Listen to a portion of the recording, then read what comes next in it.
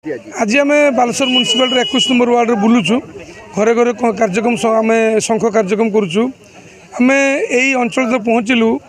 यही अंचल पाखापाखि 180 जन हिताधिकारी 180 परिवार को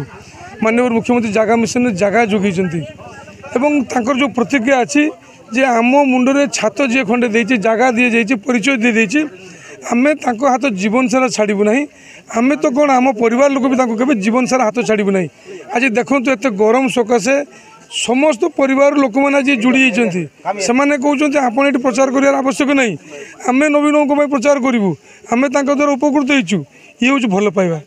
एवं विशेषकर आम सहर विभिन्न अंचल जो बुलूँ प्राय समस्त मुहर आम गोटे कथा शुणा पाऊँ जो परिवार सदस्य हिसाब से नवीन को समस्ते निज परिवार सदस्य भावुं जे परिवार सदस्य जो आज इलेक्शन लड़ुंट आम जितेबू सब व्यवस्था आम पाखे पहुँची राति अदर विपद है विजु जनता दल लोक मैंने छिड़ा होती या बड़ कौन थी सेवा करूँ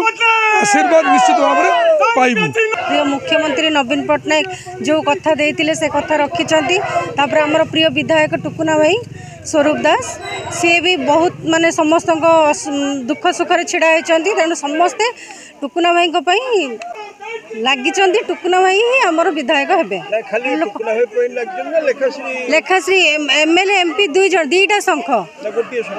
शंख निश्चय आम वार्ड 2टी शंख निश्चय आस।